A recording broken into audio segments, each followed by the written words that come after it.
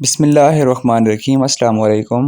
Welcome back to my YouTube channel. I hope you are all doing well. Guys, आज के lesson के अंदर हम सीखेंगे दोज इंग्लिश स्पोकन स्ट्रक्चर, जिनकी मदद से हम स्क्रीन पर लिखे गए फ़िक्रात को इंग्लिश में बोलना सीखेंगे। ये ऐसे फ़िक्रात हैं जो कि हम अपनी डेली लाइफ में उर्दू में बहुत ज़्यादा इस्तेमाल करते हैं, लेकिन आज के लेसन के अंदर हम सीखेंगे कि इन फ़िक्रात को हम इंग्लिश में कैसे बोल सकेंगे। फ़िक्रात क्या हैं? जैसे कि मैं बैठ रही थी पर बैठते बैठते रह गई, मैं आ रहा था पर मैं आते आते रह गया।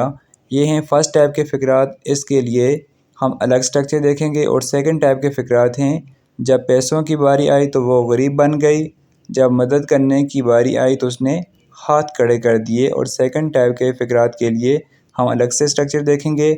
मीन्स दो हमारे पास टाइप के सेंटेंसेस स्क्रीन पर मौजूद हैं, और दोनों टाइप के सेंटेंसेस के लिए हम डिफरेंट स्ट्रक्चर देखेंगे, और उस स्ट्रक्चर की मदद से हम इस तरह के और भी बहुत सारे फ़िक्रात को इंग्लिश में ट्रांसलेट करेंगे।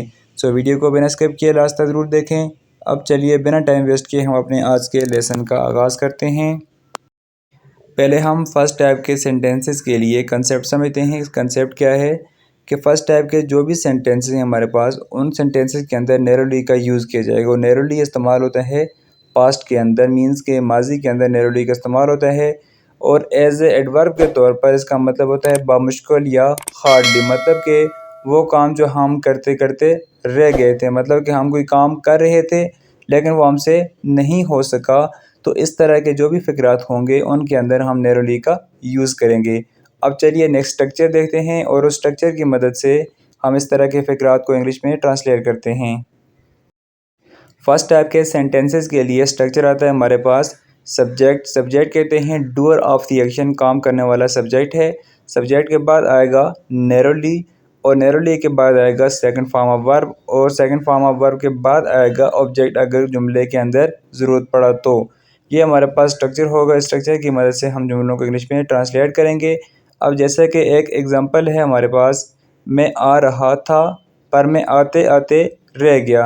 अच्छा, यहाँ पर देखें हमारे पास ये जो एग्जांपल है इसमें दो पार्ट हैं। एक आता है मैं आ रहा था, और दूसरा पार्ट है पर मैं आते आते रह गया। जो फर्स्ट पार्ट है उसके लिए हम अलग से ट्रांसलेट करेंगे, और जो सेकंड पार्ट है हमारे पास, उस पार्ट के अंदर हमने स्ट्रक्चर को यूज़ करना है। तो देखें, मैं आ रहा था, मैं के लिए क्या आएगा यहाँ पे सब्जेक्ट आए, और था के लिए क्या आएगा वाज, और रहा था आई was coming, I was coming, पर मैं आते आते रह गया बट। और फिर यहाँ पे क्या आता है सब्जेक्ट मैं आए, और नैरोली आएगा, नैरोली के बाद क्या आएगा यहाँ पे सेकंड फॉर्म केम। तो क्या कंप्लीट सेंटेंस बना, I was coming but I narrowly came, I was coming but I narrowly came.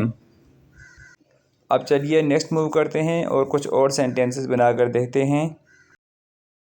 Next एक और फ़िक्रा है हमारे पास, मैं बैठ रही थी पर बैठते बैठते रह गई। अब देखें इस जुमले के अंदर भी दो पार्ट आते हैं। पहला पार्ट क्या है, मैं बैठ रही थी, इसके लिए हम अलग से ट्रांसलेशन करेंगे और सिंपल स्ट्रक्चर का यूज़ करते हुए। और सेकंड हमारे पास जो आता है पर बैठते बैठते रह गई, इसके अंदर हम ऊपर हमने जो स्ट्रक्चर लिखा है इसको फॉलो करते हुए इसको ट्रांसलेट करेंगे।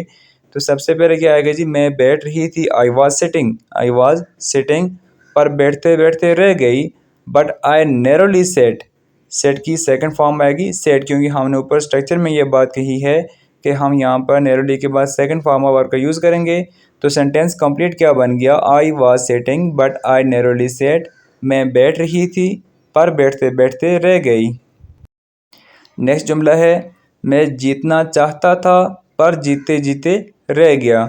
मतलब कोई काम है जो मैं चाहता था, लेकिन यह है कि फिर वो काम करते करते रह गया कि नहीं हो सका।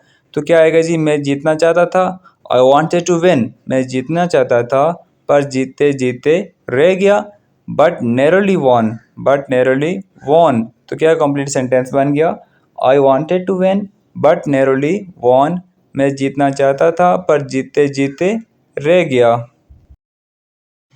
नेक्स्ट जुमला आता है हमारे पास, वो उसे प्रपोज करना चाहता था पर वो उसे प्रपोज करते करते रह गया। मीन्स के someone propose to other person but लेकिन उसने ऐसा काम नहीं किया।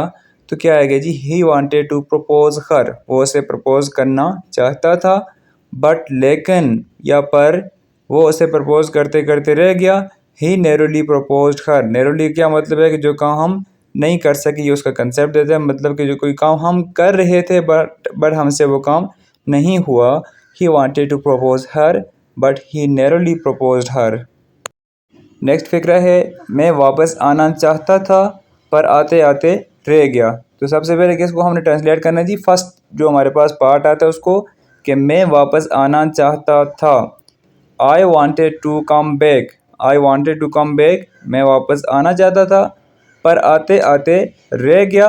But I narrowly came back. But I narrowly came back, पर आते आते रह गया। तो कंप्लीट सेंटेंस क्या बन गया जी, I wanted to come back but I narrowly came back. मैं वापस आना चाहता था पर आते आते रह गया। हमने जो सेंटेंसेस देखे फर्स्ट टाइप के, उन्हीं में से एक जुमला है, मैं पढ़ना चाहता था पर पढ़ते पढ़ते रह गया। आपने इस जुमले को ऊपर स्ट्रक्चर को फॉलो करते हुए इंग्लिश में ट्रांसलेट करके अपना आंसर कमेंट बॉक्स में सेंड करना है। अब चलिए नेक्स्ट मूव करते हैं और सेकंड टाइप के सेंटेंसेस का स्ट्रक्चर देखते हैं और कुछ एग्जांपल भी साथ देखते हैं। सेकंड टाइप के फिक्रात के लिए हमारे पास स्ट्रक्चर है when it came to. When it came to का मतलब है जब उसकी बारी आई। तो इसके बाद आएगा V plus I N G, first form of verb होगी और बाज़ औक़ात उसके साथ आई एन जी का इजाफा भी किया जाएगा।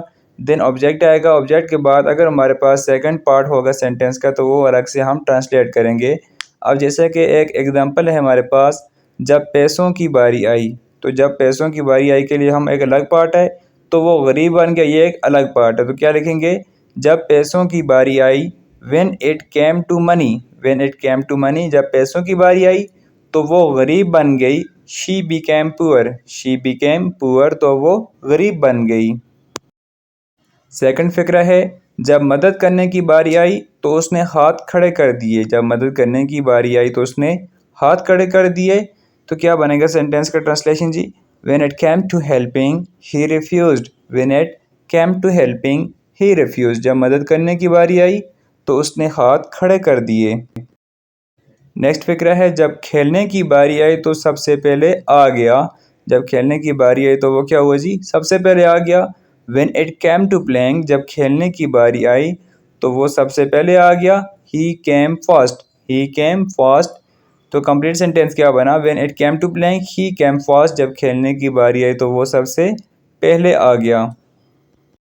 सेकंड टाइप के फिक्रात में से ही एक फिक्रा है हमारे पास, जब लड़ने की बात आई तो वो भाग गया।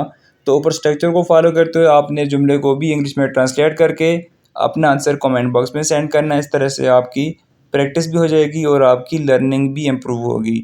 तो वीडियो अगर आपको पसंद आई है तो वीडियो को लाइक और शेयर ज़रूर कीजिए। और अगर आपका इस लेसन से रिलेटेड कोई क्वेश्चन है तो आप कमेंट बॉक्स में पूछ सकते हैं। और साथ ही हमारे चैनल को भी सब्सक्राइब कीजिए ताकि इस तरह के यूज़फुल लेसन बर वक्त आप तक पहुँचते रहें। थैंक्स फॉर वॉचिंग एंड अल्लाह हाफिज़।